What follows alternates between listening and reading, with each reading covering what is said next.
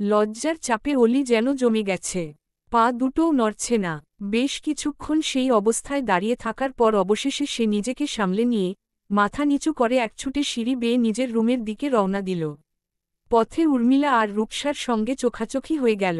উর্মিলা হাত দিয়ে মুখ চেপে কোনোরকমে হাসি আটকানোর চেষ্টা করছে, আর রূপসা রাগী চোখে তার দিকেই তাকিয়ে আছে। তবে সেটা নিছক রাগ নয়, তার চোখ দুটো চিকচিক করছে, ঠোঁট কেঁপে উঠছে কান্না চেপে রাখার চেষ্টায়। তবে অলি সেসব লক্ষ্য করেনি। সে ভীষণ অপ্রস্তুত, সে পুনরায় পা ফেলে নিজের রুমের দিকে চলে গেল। এদিকে আলভির কথাগুলো স্পষ্ট শুনেছেন শাহনাজ বেগম, রুনা খাতুন আর নুরনাহার। তারা রান্নাঘর থেকে সবাইকে দেখতে এসেছিলেন, কিন্তু এসব কথা শুনে থমকে যান জায়গাতেই। পরিস্থিতি সামাল দিতে আমিনা খাতুন এগিয়ে এসে হাসিমুখে বললেন, আপা, ভালোই তো হয়েছে। বৌভাত খেতে এসেছিলাম, এখন তো একেবারে নাতি নাতনির আগমনের খুশির খবরও শুনে গেলাম। ঘটনাটা এতটা প্যাঁচালো সেই জন্যই বুঝি ফোনে কিছুই বলেননি? শাহনাজ বেগম কিছু না বলেই দাঁড়িয়ে রইলেন। পাশে থাকা নুরনাহার হেসে পরিস্থিতি বদলানোর চেষ্টা করলেন। আরে হ্যাঁ, সেই জন্যই তো। ভাবি, আগে আসুন, হাতমুখ ধুয়ে একটু নাস্তা করুন। বাকি সব কথা বলার জন্য ব্যাপক সময় আছে। অন্যদিকে অলি বিছানায় বসে নিজের নখ কামড়ে চলেছে। আলভি কিভাবে এমন গুছিয়ে একটা গল্প বানালো, সেটাই তাকে ভাবিয়ে তুলছে। লোকটা অনেক ডেঞ্জারাস, নিজমনেই বিড়বিড় করল সে। নখ খাচ্ছ কেন? ক্ষুধা লেগেছে নাকি? আলভির গলা শুনে অলি চমকে তাকায় দরজার দিকে। সদ্য শাওয়ার নিয়ে বেরিয়েছে আলভি। পরনে সাদা টি শার্ট, কালো ট্রাউজার। সিল্কি ভেজা চুলগুলো কপালের ওপর এলোমেলো। অলির বুকের ভেতর ধক করে উঠল, অজান্তেই মুখ থেকে আঙুল সরিয়ে নিল সে। আলভি হালকা গলায় বলল, নখ খাওয়া স্বাস্থ্যের জন্য ভালো না। অলি একটা দীর্ঘশ্বাস ফেলে বলল, আপনার আত্মীয়রা হঠাৎ করে না বলেই এসে পড়ল কেন? কাল আমাদের রিসেপশন, তাই এসেছেন। আর এমনি এমনি আসেনি, তাদের ইনভাইট করা হয়েছে। অলি খানিকটা অবাক হল। আমাকে তো কেউ কিছুই বলল না। সকালে বলার জন্যই এসেছিলাম, কিন্তু কথায় কথায় ভুলে গেছি। ওহ, তোমার বাবা মাকে আসতে বলো। না, তাদের আসতে হবে না। বাবা আজ আসতে চেয়েছিলেন, আমিই নিষেধ করেছি। আলভির কপাল কুঁচকে গেল। কেন, তুমি আসতে নিষেধ করেছ কেন? অলি মুখ ফিরিয়ে নিয়ে একটা তাচ্ছিল্যের হাসি দিয়ে বলল, আমি চাই না তারা আবার অপমানিত হোক। আলভি বুঝে গেল অলির ভেতরের কষ্টটা। দেখো অলি, আমি তো আছি। কেউ কিছু বলবে না, তাদের আসতে বলো। না, আমি চাই না আপনি সবাইকে ভয় দেখিয়ে তাদেরকে অপমানিত হওয়া থেকে বাঁচান। আমি চাই তারা এমনিতেই সম্মান পাক, কিন্তু সেটা আশা করাটাও ভুল। আলভি শান্ত গলায় বলল, তারা না এলে দেখতেও খারাপ দেখাবে। তুমি তো তাদের একমাত্র মেয়ে, তাদেরও তো মন চায় তোমাকে দেখতে। অপমানিত হবার ভয়ে তারা কি না এসে থাকতে পারবে? দেখুন, আমি যখন বলে দিয়েছি যে তারা আসবে না তো তারা আসবে না। এমনিতেও আগামী কালকে আমার সেখানে যাওয়ার পরিকল্পনা ছিল। এখন যেহেতু কালকে অনুষ্ঠান আছে সেহেতু পরশুদিন যাব। এই কথা শুনে আলভি যেন চমকে উঠল। তুমি যাবে কেন? অলি হৃদয় কুঞ্চিত করে বলল, এতে আবার কেনর কি আছে? আমি কি একেবারে এসে পড়েছি নাকি? তাছাড়া এই বাড়িতে আমার ভালো লাগছে না। আলভি একটা ঢোক গিলল। অলি চলে যাবে শুনে তার হার্টবিট বেড়ে গেছে। এই মেয়েটা যদি চলেই যাবে তাহলে এসেছিলই বা কেন? সে তো রেখে আসতেই চেয়েছিল। আচ্ছা, তো তুমি বেড়াতে যেতে চাইছো তাই না? অলি সরু চোখে আলভির দিকে তাকাল। আলভি তড়িৎ গতিতে চোখ সরিয়ে নিল। অলি সোজাসাপটা ভাবে বলে ওঠে, আমার বাড়িতে আমি কেন বেড়াতে যাব? আমি তো এখানে বেড়াতে এসেছিলাম। তো তোমার বেড়ানো শেষ? অলি মাথা নাড়িয়ে হ্যাঁ বলল। আলভি অন্যদিকে তাকিয়েই জিজ্ঞেস করল, আবার কবে বেড়াতে আসবে? অলি কিছুক্ষণ উপরের দিকে তাকিয়ে ভাবনা চিন্তা করে নির্লিপ্ততা সুরে বলল, 1 মাস পর এসে আবার একদিন থেকে যাব। এই কথাটা শুনে আলভি একদম স্থির হয়ে গেল। মনে হলো কেউ যেন বুক থেকে এক ঝটকায় হৃৎপিণ্ডটাকে বের করে নিয়েছে। এই মেয়ে হয়তো একদিন সত্যি সত্যিই তার হার্ট অ্যাটাক করিয়ে ছাড়বে। আলভি নিজেকে এবার আর স্বাভাবিক রাখতে পারল না। সে অলির দিকে চোখ কটমট করে তাকিয়ে কঠিন গলায় বলল, আমি তো তোমাকে সাথে করে আনতেই চাইনি। তুমিই জোর করে এসেছিলে। যাক, যা হওয়ার হয়ে গেছে। এখন একটা কথা শুনে রাখো, এই বাড়িতে এসেছ নিজের ইচ্ছায়, কিন্তু বের হবে আমার ইচ্ছায়। যদি আমার অনুমতি ব্যতীত এক পা এই বাড়ির বাইরে রাখার সাহস দেখিয়েছ তাহলে আর কখনো এই বাড়িতে ঢুকতে পারবে না। বলে দিলাম। কথাটা শুনে অলি হতভম্ব হয়ে গেল। এটা আবার কেমন কথা? আপনি আমাকে জোর করে আটকে রাখবেন নাকি? না, শুধু সতর্ক করে দিলাম। এটা তোমার মামাবাড়ি নয় যে ইচ্ছে হলেই একদিনের জন্য বেড়াতে আসবে। আলভির রাগী কণ্ঠ শুনে অলি ঠোঁট চেপে মাথা নিচু করে নিল। ফলস্বরূপ আলভির রাগ হাওয়া হয়ে যায়। আলভি একটা দীর্ঘশ্বাস ফেলে কণ্ঠে কোমলতা এনে বলে, আমি তোমাকে যেতে নিষেধ করিনি। তুমি চাইলে বেড়াতে যেতে পারো। তবে কদিনের জন্য যাবে সেটা ডিসাইড করো আগে। অলি ক্ষীণ গলায় বলল, আপনি তো আনতেই চাননি আমাকে, আমি নিজে থেকে এসেছি। সেই হিসেবে আমি যেখানেই থাকি না কেন আপনার কি সমস্যা? আলভি এক মুহূর্ত চুপ থেকে বলে ওঠে, বললাম তো এসেছ তোমার ইচ্ছায়, বের হবে আমার ইচ্ছায়। অলি তোরাক করে আলভির চোখে চোখ রেখে বলে ওঠে, তাহলে আপনার ইচ্ছাটা কি সেটা আগে বলুন। আলভি থমকে গেল। সত্যিই তো, তার ইচ্ছাটা কি? সে কেন এত প্রতিক্রিয়া দেখাচ্ছে? অলি তো ছোট মেয়ে, তার বাবা মার কাছে ফিরে যেতে চাওয়াটা তো অস্বাভাবিক নয়। কিন্তু এই সহজ কথাটাই যেন তার মনটা মানতে চাইছে না। সে বুঝে গিয়েছে যে এই মেয়েটাকে ছাড়া সে থাকতে পারবে না। আলভি কণ্ঠ খাদে নামিয়ে বলল, দেখো ভুলটা তোমার ছিল, আমার সাথে এসে তুমি ভুল করেছ। অলি হতবাক, কিছুই বুঝতে পারছে না। আমি আপনার সাথে এসে ঠিক কি ভুল করেছি বলবেন আমাকে? জবাব না দিয়ে আলভি উঠে দাঁড়াল। পকেট থেকে একটা ফোন বের করে অলির কোলের উপর রাখল। এটা তোমার ফোন, আজই কিনেছি। বাবা মায়ের সঙ্গে কথা বলো যতবার খুশি। ভিডিও কল দাও, চাইলে ওদের এখানে এনে রাখো। অনেকগুলো অপশন আছে, যেকোনো একটা বেছে নেও, শুধু বাড়ি থেকে বের হবে না। অলি ফোনটা হাতে নিয়ে ঘুরিয়ে ফিরিয়ে দেখল। গাল ফুলিয়ে বলল, আমি তো এই ফোন চালাতে পারি না। আর তাছাড়া আমার বাবা মায়ের কাছে এই ফোন নেই। আমি কিভাবে ভিডিও কলে কথা বলবো? আলভি একটা শ্বাস ফেলে বলল, এখন এমনি নম্বরে কল দিয়ে কথা বলো। পরে ভেবে দেখছি কি করা যায়। অলি ফোনটা আলভির দিকে এগিয়ে দিয়ে বলল, কল দিয়ে দিন। আলভি ফোনটা হাতে নিয়ে বিড়বিড় করে বলল, যাক, মেয়েটার মাথা থেকে বাড়িতে যাওয়ার ভূতটা আপাতত নেমেছে। আলভি অলির বাবার নম্বরে কল দিয়ে ফোনটা অলির দিকে এগিয়ে দিল। অলি হাসিমুখে ফোনটা নিয়ে বাবার সাথে কথা বলতে লাগল। আলভি পুরোটা সময় নিষ্পলকভাবে অলির দিকে তাকিয়ে রইল। কথা বলা শেষে অলি আলভির দিকে তাকিয়ে বলল, ধন্যবাদ।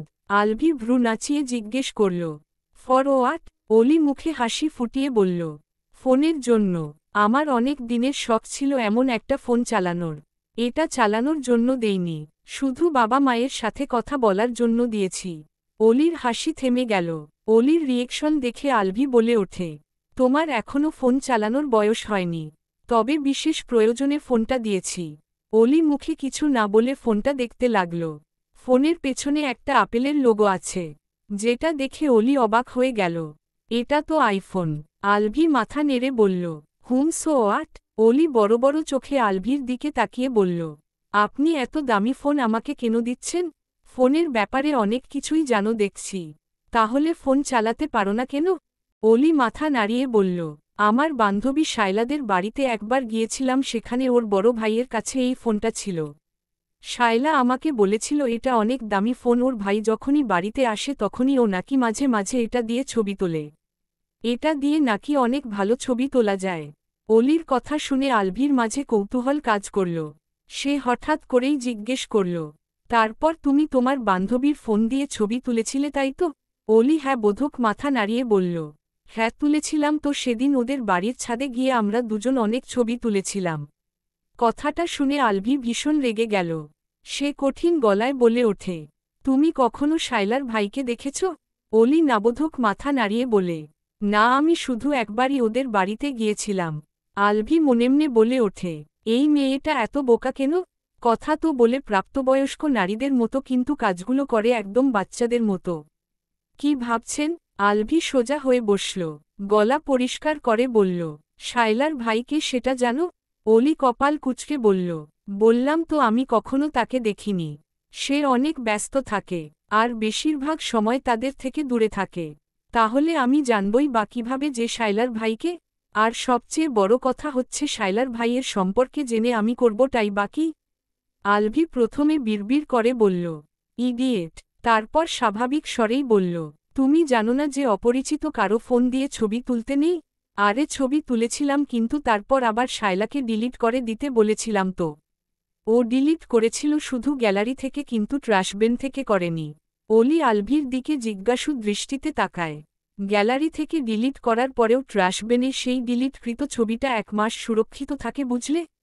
কথাটা শুনে অলি চমকে তাকাল। সেই সাথে ভীষণ ভয় পেয়েও গেল। আল্লাহ, কি বলছেন? তার মানে, ধুর, ভয় দেখাবেন না তো। শায়লা নিশ্চয়ই ভালোভাবেই ডিলিট করে দিয়েছে। দেয়নি। অলির হার্টবিট বেড়ে গেল। এই লোকটা তাকে ভয় দেখাচ্ছে। অলি একটা ঢোক গিলে বলল, আপনি কিভাবে জানেন যে দেয়নি? তুমি কিভাবে জানো যে দিয়েছে? একদম আজেবাজে কথা বলবেন না। ও হয়তো ডিলিট করে দিয়েছিল। আর আপনি তো বলেছেন যে 1 মাস সুরক্ষিত থাকে, তাহলে এতদিনে নিশ্চয়ই অটোমেটিকভাবে ডিলিট হয়ে গেছে। আলভি কিছু বলতে চাইলে অলি বাধা দিয়ে বলে, আমাকে ভয় দেখাবেন না, যান এখান থেকে। ভয় দেখালাম কোথায়? আমি তো সত্যিটাই বলেছি। আর তুমি কি জানো যে একটা ছবি দিয়ে কি কি করা যায়? অলি একটা শুকনো ঢোক গিলল। শায়লার ভাই এরকম কিছু কেন করবে? তার সাথে তো আমার কোনো শত্রুতা নেই। আর তাছাড়া করার হলে অনেক আগেই করত। আলভি আনমনেই বলে ওঠে, হুম করেছে তো, যা করার করেছে। অলি চমকে গিয়ে জিজ্ঞেস করে, কি করেছে? আলভি বলতে চেয়েও বলল না। সে ব্যাপারটা নিজেই দেখে নেবে। এমনিতেই অলি তাকে অপছন্দ করে, তার উপর সেসব কথা বলে সে খাল কেটে কুমির আনতে চায় না। বাদ দেও।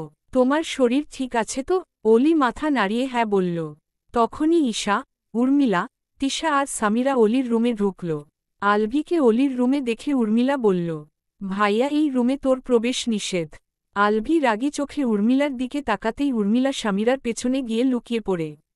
সামিরা আর আলভি সমবয়সী। সামিরা 2 মাসের বড়। সেই হিসেবে আলভি সামিরাকে রাগ দেখাতে পারবে না। সামিরা বুকে হাত বেঁধে শাসনের ভঙ্গিমায় বলল, ও ঠিকই বলেছে এভি। শুনলাম তুই নাকি রুম শেয়ার করতে পারবি না বলে বউকে আলাদা রুমে রেখেছি, সেটা কি সত্যি? আলভি গা ছাড়া ভাব নিয়ে বলল, হুম তো কি হয়েছে? নাটক কম করো প্রিয়। তুই এত মহান হলে বউকে দেখে আউট অফ কন্ট্রোল হয়ে গিয়েছিলি কিভাবে? তখন রুম শেয়ার করলি কেমনে? সামিরা থেমে গিয়ে কিছুক্ষণ পর বলে ওঠে, ওয়েট, ব্যালকনি শেয়ার করেছিলি নাকি? সামিরার কথা শুনে অলি বিষম খেল। বাকি সবাই হো হো করে হেসে উঠল। আলভি তো স্ট্যাচু হয়ে নিজের জায়গাতেই জমে গেছে। কথায় যুক্তি আছে। ভাইয়া, এক্সপ্লেইন করো প্লিজ। তিশার কথায় তাল মিলিয়ে উর্মিলা বলল, হুম হুম বল ভাইয়া, সবাইকে এক্সপ্লেইন কর। আলভি স্বাভাবিক স্বরেই বলে ওঠে, বড় ভাইয়ের সাথে এভাবে কথা বলতে লজ্জা করছে না তোদের? ভাগ এখান থেকে, নইলে সব কয়টাকে থাপ্পড় থেরাপি দেব। সামিরা এগিয়ে এসে বলল, ওই আমি তোর বড় আফা। আমাকে তুই থাপ্পড় দিতে পারবি না। এক্ষুনি রুম থেকে বের না হলে উল্টো আমিই তোর কান ধরে তোকে বের করে দেব। আলভি বসা থেকে দাঁড়িয়ে যায়। বুকের উপর হাত বেঁধে ভ্রু কুঁচকে বলে, তাই না? আচ্ছা, কান ধর দেখি। তুই কতবার সেটা প্রমাণ হয়ে যাক। সামিরা হতভম্ব হয়ে গেল। বাকিরা তো হেসেই উঠল। অলিও লজ্জা ভুলে মিটিমিটি হাসছে। সামিরা বেশ বুঝতে পেরেছে যে আলভি তার হাইট নিয়ে ঠাট্টা করেছে। সামিরা রেগেমেগে অলির দিকে এগিয়ে যায়। খপ করে অলির হাত ধরে অলিকে বেড থেকে নিচে নামায়। আলভি ভ্রু কুঁচকে সেদিকেই তাকিয়ে আছে। তুই এখানেই থাক, আমরা বরং তোর বউকেই নিয়ে যাচ্ছি। আলভি ব্যাপারটা বুঝে ওঠার আগেই সামিরা অলিকে টেনে সাথে করে নিয়ে বেরিয়ে যায়। আলভি পেছনে থেকে চেঁচিয়ে বলে ওঠে, ওই সাবধানে ধর, ওর শরীর ভালো নেই। ও ব্যথা পেলে কিন্তু তোদের একটারও গাল সঠিক কন্ডিশনে থাকবে না। উর্মিলা দাঁত কেলিয়ে বলে ওঠে, তুই এবার নিজের রুমে গিয়ে আরামসে ঘুম দে, আজকে আর বউয়ের দেখা পেতে হবে না। আলভি কিছু বলার আগেই ওরা 4 জন অলিকে নিয়ে উর্মিলার রুমে চলে যায়। আলভি একটা শ্বাস ফেলে বেডের উপর তাকাতেই দেখে অলি ফোনটা এখানেই রেখে গেছে। ওহ গড, ফোনটাই সামলে রাখতে পারছে না। এই মেয়ে বাচ্চা সামলাবে কেমনে? রাত্রি তখন 11টা। ছাদের রেলিং ঘেঁষে দাঁড়িয়ে আছে রূপসা। আকাশে আজকে অর্ধচন্দ্রের উপস্থিতি। চারদিক মৃদু আলোয় আলোয় আলোকিত। একটা মেয়েকে দেখামাত্রই তাকে ভালোবাসতে পারলে, আমাকে এতবার দেখেও ভালোবাসতে পারোনি? আমি কি এতদিনে একবারও তোমার মন স্পর্শ করতে পারিনি? কেন করলে আমার সাথে অবিচার? আমি কখনো ভাবতেই পারিনি যে আমাকে এই রকম পরিস্থিতিতে পড়তে হবে। রূপসা নিঃশব্দে কেঁদেই চলেছে। জীবনের প্রথম ভালোবাসা যে তাকে এভাবে ক্ষত-বিক্ষত করে ফেলবে সে ভাবতেও পারেনি। আলভি যে কখনো এরকম করতে পারবে সেটা সে দুঃস্বপ্নেও ভাবেনি। রূপসা দুহাতে চোখজোড়া মুছে ঘুরে দাঁড়াতেই একটা মানব আকৃতির ছায়া ছাদের দরজা থেকে সরে যায়। রূপসা বুঝতে পারে যে সেখানে কেউ না কেউ আছে। কে ওখানে? ছায়াটা কিছুক্ষণ স্থিরভাবে দাঁড়িয়ে থেকে উধাও হয়ে যায়। রূপসা না চাইতেও কিছুটা ভয় পেয়ে দ্রুত পায়ে ছাদ ত্যাগ করে। আলভির কাজিনদের সাথে গল্প করতে করতে এক পর্যায়ে উর্মিলার রুমেই অলি ঘুমিয়ে যায়। 12টার দিকে আলভি এসে উর্মিলার রুমের দরজার সামনে দাঁড়ায়। তাকে দেখেই উর্মিলা বলে ওঠে, কিরে, আজকেও কি আমার রুম দখল করার ধান্দায় আছিস নাকি? আলভি দরজায় এক হাত ঠেকিয়ে বলল, তুই গতরাতেই বলেছিলি যে ওকে এই রুমে জায়গা দিবি না, আর আজকেই ভুলে গেলি? বাকিরা সবাই সরু চোখে উর্মিলা আর আলভির দিকে তাকিয়ে আছে। তারা কিছুই বুঝতে পারছে না। ঈশা বলে ওঠে, কোন বিষয়ে কথা বলছো তোমরা? আর বলিস না, কালকে রাতে অলি আমার রুমে ঘুমানোর জন্য এসেছিল। সামিরা জিজ্ঞেস করল, কেন, ও কি একা ঘুমাতে পারে না নাকি? তিশা বলল, না পারে না, আগে আমাদের বাড়িতে বেড়াতে আসলে তো আমার সাথেই ঘুমাতো। সবাইকে থামিয়ে ঈশা বলল, আরে তারপর কি হয়েছিল সেটা বল উর্মি আপু। উর্মিলা একবার আলভির দিকে তাকিয়ে দেখল আলভি নির্লিপ্ততা ভঙ্গিমায় দাঁড়িয়ে আছে। অলি আমার সাথেই ঘুমিয়েছিল, কিন্তু আমার মহান ভাইটা মাঝরাতে এমন ভান করল যেন বউ ছাড়া তার অক্সিজেন গ্রহণ করতেও সমস্যা হচ্ছে। আমাকে হুমকি ধমকি দিয়ে দরজা খুলিয়ে আমাকেই রুম থেকে বের করে দিল। তারপর নিজে বউয়ের সাথে আমার রুমেই আরামসে ঘুমিয়ে গেল। কি? সবাই একসাথে চিল্লিয়ে উঠতেই অলি ধরফিয়ে শোয়া থেকে উঠে বসল। কি হয়েছে আপু, ভূমিকম্প হচ্ছে নাকি? অলির ভীত কণ্ঠ শুনে সবাই একসাথে অলির দিকে তাকাল। ভয়ে অলির গলা শুকিয়ে আসছে। সবাই কেন এভাবে চিল্লিয়ে উঠল সেটাই সে বুঝতে পারছে না। অলি চোখ কচলে নরমস্বরে বলল, কি হলো বলছো না কেন? আলভি ভেতরে ঢুকে অলির সামনে এসে দাঁড়াল। তুমি এখানে ঘুমাতে পারবে না, যাও গিয়ে নিজের রুমে গিয়ে ঘুমাও। আলভির কথা শুনে অলি অসহায় চোখে তার দিকে তাকায়। আমি এখানে ঘুমালে আপনার কি সমস্যা? আলভি কপাল চুলকে উর্মিলার দিকে তাকিয়ে বলল, আরে সমস্যা আমার নয়, সমস্যাটা হচ্ছে উর্মির। আসলে ও তোমাকে কালকে না করতে পারেনি, কিন্তু আজকে ও আমার কাছে নিজের সমস্যার কথা জানিয়েছে। কথাটা শুনে উর্মিলা কাশতে শুরু করল। অলি ঠোঁট ফুলিয়ে উর্মিলার দিকে তাকিয়ে বলল, আপু আমি এখানে শুলে তোমার প্রবলেম হবে? উর্মিলা হাসার চেষ্টা করে নাবোধক মাথা নাড়ায়। সামিরা বলে ওঠে, আরে অলি সমস্যাটা উর্মির নয়, সমস্যাটা আমাদের মহান ভাইটার, উনি চায় না যে তুমি এখানে ঘুমাও। আলভি ঘাড় চুলকাতে চুলকাতে বলে, সমস্যাটা উর্মির, তবে তার প্রভাব অবশ্যই আমার উপরেই পড়বে। অলি খাট থেকে নেমে আলভির সামনে গিয়ে দাঁড়ায়। আপনি কি বলতে চান? তাড়াতাড়ি বলুন, আমার ঘুম আসছে। আলভি অলির সামনে ঝুঁকে বলে, উর্মির স্লিপওয়াকিং ডিসঅর্ডার আছে, সেই সাথে ও ঘুমের ঘোরে অনেক হাত পা ছোড়াছুড়ি করে। আলভির কথা শুনে অলি অবাক চোখে উর্মিলার দিকে তাকায়। আপু তুমি সত্যিই ঘুমের মাঝে হাঁটাচলা করো? আলভি রাগী চোখে উর্মিলার দিকে তাকাতেই উর্মিলা মাথা নাড়িয়ে হ্যাঁ বলে। যদিও এটা সত্যি কথা যে মাঝে মাঝেই উর্মিলা ঘুমের ঘোরে রুম থেকে বেরিয়ে যায়, কিন্তু সে মোটেও হাতপা ছোড়াছুড়ি করে না।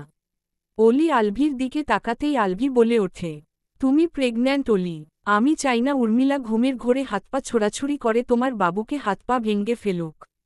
আলভির কথা শুনে অলির হাতপা ঠান্ডা হয়ে যায়। সে কয়েকটা শুকনো ঢোক গিলে উর্মিলার দিকে তাকায়। উর্মিলা মলিন হেসে তার দিকেই তাকিয়ে আছে। বাকিরা সবাই বুঝতে পারল যে আলভি কেন চায় না যে অলি উর্মিলার সাথে ঘুমাক। আলভি গলা পরিষ্কার করে বলল, যাও নিজের রুমে গিয়ে ঘুমাও। অলি কি বলবে বুঝতে পারছে না, কিন্তু এসব শোনার পরে সে উর্মিলার সাথে ঘুমাতে পারবে না। অলি করুণ স্বরে বলল, আমি তো একা ঘুমাতে পারি না।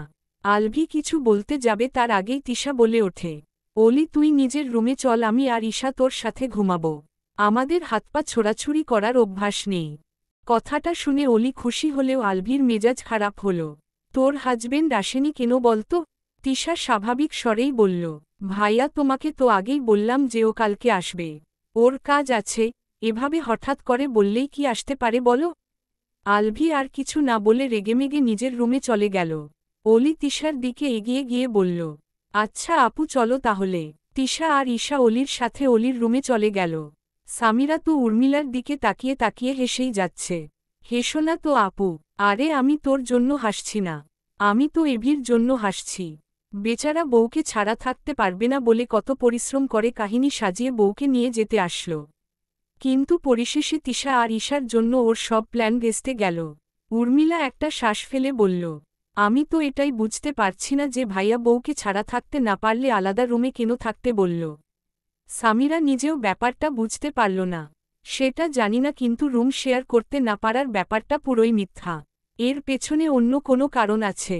উর্মিলা আর কিছুই বলল না। এরই মাঝে সামিরার হাজবেন্ড দরজার সামনে এসে দাঁড়াল। তার কোলে তাদের 3 বছর বয়সী মেয়ে ঘুমিয়ে আছে। তোমার দেখছি মেয়েকে নিয়ে কোনো প্রকার মাথা ব্যথাই নেই সামিরা। সামিরা খাট থেকে নেমে তার হাজব্যান্ডের সামনে গিয়ে দাঁড়াল। মেয়ে তো সারাক্ষণ তোমার কাছে থাকতে চায়, আমি কি করব বলো? হয়েছে, এখন ঘুমাতে চলো। সামিরা মাথা নেড়ে চলে গেল। উর্মিলা দরজা লক করে দিয়ে বিছানায় শুয়ে পড়ল। ফোনটা হাতে নিয়ে স্ক্রিনের দিকে তাকাতেই তার বুক চিরে একটা দীর্ঘশ্বাস বেরিয়ে এলো। প্রতিদিন দিহান নিজে থেকেই কল দিত, কিন্তু আজকে সারাদিনেও কল দেয়নি। আমার কি একবার কল দেওয়া উচিত? উর্মিলা ভাবল, কিন্তু মাথা নাড়িয়ে নিজ মনেই বলল, না থাক। যেই লোকটা এতদিনেও আমাকে সামান্য প্রপোজটুকুও করে উঠতে পারল না, তার সাথে আমার কোনো কথা নেই। অবশ্য সে আমাকে হয়তো ভালোবাসে না, আমিই ভুল ভেবেছিলাম। পরের দিন সকাল হতেই অলি আর আলভির রিসেপশনের অ্যারেঞ্জমেন্ট করা শুরু হয়ে যায়। দুপুরের দিকে সবাই সেজেগুজে রেডি হয়ে নেয়। অলির পরনে গাঢ় খয়েরি রঙের একটা ভারী জর্জেটের শাড়ি। এতগুলো মানুষের সামনে চুল বের করে রাখাটা অলির কাছে বেশ অস্বস্তিকর হতো, সেই জন্যই অলি নিজেই হিজাব পরেছে। হিজাবের উপর একটা খয়েরি রঙের জোড়াও আছে। আলভির পরনে কালো রঙের স্যুট, হাতে ঘড়ি, চুলগুলো ভালোভাবে জেল দিয়ে সেট করা। অলি আর আলভি দুজনেই স্টেজে পাশাপাশি বসে আছে। আলভি বারবার অলির দিকে তাকিয়ে অলির গতিবিধি পর্যবেক্ষণ করছে। অলির মন ভালো ছিল না, সে এসব কিছু চায়নি। অবশ্য তাদের বিয়ের ব্যাপারটা সবাইকে জানাতে সে অবশ্যই চেয়েছিল। সেই সাথে সে মা বাবাকেও অনেক বেশিই মিস করছে। অলি নিজের ভাবনায় মগ্ন, আর আলভি অলিকে দেখায় ব্যস্ত। মেয়েটাকে এভাবে সাজিয়ে গুছিয়ে এতগুলো লোকের সামনে বসিয়ে রাখাটা কি বেশি জরুরি? কথাটা ভেবেই আলভি অলির সামনে গিয়ে দাঁড়াল। অলি ভ্রু কুঁচকে মাথা উঁচু করে আলভির দিকে তাকায়। সামনে থেকে সরুন, বাড়ির ভেতরে গিয়ে বসো, এখানে আর বসে থাকতে হবে না। আপুরা সবাই খেতে গিয়েছে, যাওয়ার আগে আমাকে এখানেই বসে থাকতে বলে গেছে। ওরা আসুক, তারপরই যাব। নিজে থেকে যাবে নাকি তুলে নিয়ে যাব? আলভির কথা শুনে অলি দাঁড়িয়ে যায়। এখন বেলা 3টা বাজে, রোদের তাপ কম, স্টেজে এসি লাগানো থাকায় তার বিশেষ কষ্ট হচ্ছে না। কিন্তু ভারী শাড়িতে তার দমবন্ধ হয়ে আসছে। আমি এখানে বসে থাকলে আপনার কি সমস্যা? আলভি ঘাড় কাত করে অলিকে উপরনিচ দেখে বলে ওঠে, তুমি আমার বউ, কোনো শোপিস নও। খাওয়া দাওয়ার পরে স্টেজের সামনে অনেক লোকজন আসবে, আমি চাই না তারা তোমাকে দেখুক। অলি বিষয়টা বুঝতে পেরে স্টেজ থেকে নেমে যেতে নেয়। কিন্তু শাড়িটা অনেক ভারী থাকায় স্টেজের সিঁড়ি পার করার সময় সে পড়ে যেতে নিতেই আলভি এক হাতে অলির কোপড় চেপে ধরে। অলি অবাক চোখে আলভির দিকে তাকায়। এভাবেই তুমি বাবুকে সামলে রাখবে, তাই না? আপনি আমাকে স্পর্শ করেছেন, তাহলে কি ছেড়ে দেব? অলি পেছনের দিকে তাকিয়ে দেখে আলভি ছেড়ে দিলে সে একদম নিচে গিয়ে ল্যান্ড করবে। অলি চোখ মুখ খিচে আলভির হাত প্যাঁচিয়ে ধরে। ছাড়বেন না প্লিজ। আলভি মুখে কিছু না বলে অলিকে টেনে কোলে তুলে নেয়। অলি চোখ বন্ধ করে আলভির গলা জড়িয়ে ধরে। আলভি অলিকে কোলে নিয়ে বাড়ির ভেতর ঢুকতেই ড্রয়িং রুমে থাকা উপস্থিত সবাই অবাক চোখে আলভির দিকে তাকায়। আলভি কারো দিকে না তাকিয়ে অলিকে নিয়ে সোজা উপরে চলে আসে। অলিকে বিছানার উপর বসাতেই অলি চোখ মেলে তাকায়। চারদিকে তাকিয়ে দেখে এটা অলির রুম। অলি কপাল কুঁচকে আলভির দিকে তাকায়। কি হয়েছে, এভাবে তাকিয়ে আছো কেন? আপনি আমাকে স্পর্শ করেছেন, কোলে তুলেছেন, তাও আবার আমার অনুমতি ব্যতীত। আলভি একটা শ্বাস ছেড়ে বলে, হ্যাঁ তো বলো তুমি এবার কি করবে? অলি অন্যদিকে তাকিয়ে বলে, কি আর করব, আপনি না ধরলে আমি পড়ে যেতাম, সেই জন্য এই বারের মতো আমি কিছুই মনে করিনি। কিন্তু আমি এত সুন্দর করে সেজেছি, কোথায় একটু ছবি তুলব, তাও আপনার জন্য তুলতে পারলাম না। আপুরা বলেছিল একসাথে অনেক ছবি তুলব। কথাটা শুনে আলভি নিজের পকেট থেকে অলির ফোনটা বের করে অলির হাতে দিতেই অলি খুশি হয়ে যায়। আরে ফোনটা আপনার কাছে ছিল? আমি তো ভেবেছি হারিয়েই ফেলেছি। শোনো, ফোনটা নিজের কাছেই রাখবে, আর এটা দিয়ে যত ইচ্ছা ছবি তোলো। ওদের খাওয়া শেষ হলে আমি ওদেরকে পাঠিয়ে দেব। অলি খুশি হয়ে মাথা নাড়ায়।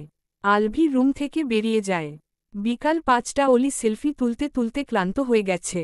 তখনই উর্মিলা, সামিরা, ঈশা আর তিশা তার রুমে ঢোকে উর্মিলা অলির কাছে গিয়ে বলে, অলি চলো আমাদের সাথে, এখন ছবি তোলা হবে। অলি একটু ইতস্ততবোধ করে বলে, না আপু, অত মানুষের সামনে আমি যেতে পারবো না। ঈশা বলল, বাইরের মানুষ খাওয়া দাওয়া করেই চলে গেছে, এখন শুধু আত্মীয় স্বজনরাই আছে। ভাইয়াই তোমাকে নিয়ে যেতে বলেছে। আলভি বলেছে শুনে অলি উঠে দাঁড়াল। সামিরা আর তিশা গিয়ে অলির হাত ধরল। ভি বলেছে তোমাকে সাবধানে নিয়ে যেতে। সামিরার কথা শুনে অলি একটু লজ্জা পেল। দিহান কিছুক্ষণ আগেই মির্জা ভিলাতে এসেছে। সে স্টেজের সামনে বসে আলভির সাথে কথা বলছিল। এবার বুঝতে পারলাম যে রিফাত অলির ছবি কোথা থেকে পেয়েছিল। আলভি রেগেমেগে দিহানের দিকে তাকায়। নাম ধরে বলছিস কেন? নাম ধরে বলবো না তাহলে কি ওকে রিফাত আব্বা বলে ডাকব? আজব কথা বললি। আমি ওর কথা বলিনি ছাগল। তাহলে কার কথা বলেছিস পাগল? আলভি একটা শ্বাস ফেলে বলল, অলির কথা বলেছি। উর্মির মতো বেয়াদব হোসনা, ভাবি বলে ডাক। উর্মিলার নাম শুনে দিহান মুখটাকে মলিন করে ফেলল। সে না হয় রাগ করে কল দেয়নি, তাই বলে উর্মিলা কি পারত না তাকে একবার কল দিতে? দিহান তো আসবে না বলেই ভেবে রেখেছিল, কিন্তু শেষমেশ থাকতে না পেরে এসেই পড়েছে। দিহান সামনের দিকে তাকাতেই অলি আর উর্মিলা সহ বাকিদের দেখতে পেল। ভাবি এসে গেছে। দিহানের কথা শুনে আলভি সামনের দিকে তাকিয়ে অলিকে দেখল। সে অলিকে দেখে অবাক হয় না। অলিকে না সাজলেও ভালো লাগে। তার চোখে অলির সর্বাবস্থায় সবচেয়ে সুন্দরী দেখতে লাগে। আলভি এগিয়ে যায় অলির দিকে। দিহান চুপচাপ বসে উর্মিলার দিকেই তাকিয়ে আছে। পিঙ্ক রঙের শাড়িতে উর্মিলাকে অনেক সুন্দর দেখাচ্ছে। উর্মিলা প্রথমে দিহানকে খেয়াল করেনি। যখন খেয়াল করল তখন দেখল দিহান তার দিকেই তাকিয়ে আছে। উর্মিলা একনজর তাকিয়েই চোখ ফিরিয়ে নেয়। দিহান হালকা হেসে মনেমনেই বলে, রাগ তো আমি করেছিলাম, কিন্তু তুমি সেই রাগ না ভাঙ্গিয়ে উল্টো নিজেই রাগ করে বসে আছো রাগিনী। দিহানের থেকে কিছুটা দূরের চেয়ারে বসে আছে রূপসা। সে অনেকক্ষণ যাবৎ এখানেই বসেছিল। সে আজকে বিশেষ সাজগোছ করেনি। উর্মিলা অনেকবার তাদের সাথে থাকতে বলেছিল, কিন্তু সে সবকিছু থেকেই নিজেকে গুটিয়ে রেখেছে। আলভি আর অলিকে একসাথে দেখে রূপসা একটা তাচ্ছিল্যের হাসি দিল। তার চোখ ভিজে আসছে। অলির জায়গায় তার থাকার কথা ছিল। সে এসব মেনে নিতে পারছে না। রূপসা বসা থেকে উঠে একদৌড়ে বাড়ির ভেতর চলে যায়। ইয়াদ ক্যামেরাম্যানের সাথে কথা বলছিল। সে রূপসাকে চলে যেতে দেখেছে, কিন্তু সেদিকে সে বিন্দুমাত্র ভ্রুক্ষেপ করেছে বলে মনে হল না। এরপরের 1 ঘণ্টা নাগাদ চলল ফটো তোলার সেশন। আলভি আর অলির একসাথে অনেকগুলো ছবি তোলা হয়েছে। সেই সাথে বাড়ির প্রত্যেকটা সদস্যর সাথেও ছবি তুলেছে। পরিশেষে একটা গ্রুপ ছবি তোলা হবে, তখনই রূপসার খোঁজ পড়ল। রুনা খাতুন রূপসাকে আনতে যেতে চাইলে ইয়াদ বলে ওঠে, ফুপি তুমি থাকো, আমি ওকে ডেকে নিয়ে আসছি। ইয়াদ দ্রুত পায়ে রূপসার রুমের সামনে এসে দেখে দরজা লক করা। রূপ দরজা খোল, বাইরে সবাই তোকে খুঁজছে। রূপসা দরজা খুলে দিতেই ইয়াদ রাগী কণ্ঠে বলে ওঠে, তুই সিন ক্রিয়েট করতে চাইছিস নাকি? বাড়িতে অনুষ্ঠান চলছে, তার মধ্যে তুই এভাবে ঘরবন্দি হয়ে থেকে কি প্রমাণ করতে চাইছিস? কাকিমাও তো নতুন বউকে মেনে নিতে পারেনি, সে কি সবকিছু সহ্য করে নিচ্ছে না, তাহলে তুই কেন পারছিস না? রূপসা ক্ষীণ স্বরে বলল, আমার কিছুই হয়নি, শরীর ভালো লাগছিল না, সেই জন্যই শুয়েছিলাম। আমাকে খুঁজছে কেন? গ্রুপ ফটো তোলা হবে সেই জন্যই খুঁজছে। আর নয়তো তোকে দিয়ে তাদের কি দরকার? রূপসা হাসিমুখে বলল, গ্রুপ ফটো তুলতেও আমাকে প্রয়োজন হবার কথা নয়। আমি তো এই বংশের কেউ নই। আমি না থাকলেও ছবি অসম্পূর্ণ হবে না। ইয়াদ একটা শ্বাস ছেড়ে বলল, ভাইয়ার খালার মামার ফ্যামিলির সবাই এই ছবিতে থাকবে আর তুই থাকবি না বলছিস? ব্যাপারটা ভালো দেখাবে না। আমার মনে হয় উল্টো আমি থাকলেই ব্যাপারটা খারাপ দেখাবে। ইয়াদ ভ্রু কুঁচকে রূপসার দিকে তাকায়। আমার থাকার কথা ছিল এভির পাশে, সেখানে আমি থাকব এককোনায় আগাছার ন্যায়? ব্যাপারটা আমার চোখে মোটেও ভালো দেখাবে না ইয়াদ। তুমি চলে যাও। রূপসা দরজা আটকে দিতে নিলে ইয়াদ রূপসার হাত ধরে ফেলে। রূপসা অবাক চোখে তাকায়। তোর থেকে আমি পুরো 7 মাস 23 দিন 9 ঘন্টার বড়। জাস্ট মনে করিয়ে দিলাম, বলেই ইয়াদ রূপসার হাত ধরে টেনে নিয়ে গেল। ছবি তোলার জন্য বিশাল জায়গা জুড়ে ফটোবুথ বানানো হয়েছে। রূপসা আসা মাত্রই সবাই একসাথে ছবি তোলার জন্য দাঁড়াল। সবার মাঝখানে দাদুম্নি বসে আছে, তার ঠিক পেছনে আলভি, তার একপাশে অলি, আরেক পাশে শাহনাজ বেগম। শাহনাজ বেগমের সামনে উর্মিলা আর পেছনে উসমান মির্জা, তার পাশে ইয়ামিন মির্জা, নুরনাহার। দাদুম্নি অন্য পাশে দাঁড়িয়েছে ইয়াদ। ইয়াদ এখনও রূপসার হাত ধরে রেখেছে। রূপসা ছাড়ানোর চেষ্টা করলে ইয়াদ হাতের বাঁধন আরও শক্ত করে। ব্যথায় রূপসা অবাক চোখে ইয়াদের দিকে তাকায়, তখনই ক্যামেরাম্যান ছবি তুলে নেয়। অলি ঘাড় উঁচু করে আলভির দিকে তাকিয়ে তাদের উচ্চতার ব্যবধান দেখে বিস্মিত হচ্ছে। সে উচ্চতায় আলভির বুক বরাবর। এই ফ্যামিলির মানুষগুলো আলভির মতোই খাম্বা টাইপের। ইয়াদ নামের ছেলেটাও অনেক লম্বা, এমনকি উর্মিলা মেয়ে হয়েও অলির থেকে বেশ অনেকটা লম্বা। অলির চাহনি দেখে আলভি ভ্রু কুঁচকে তাকায়। ক্যামেরা তোমার সামনে, আমার মুখে লাগানো না, তাই সামনে তাকাও। কথাটা শুনে অলি সামনের দিকে তাকালো।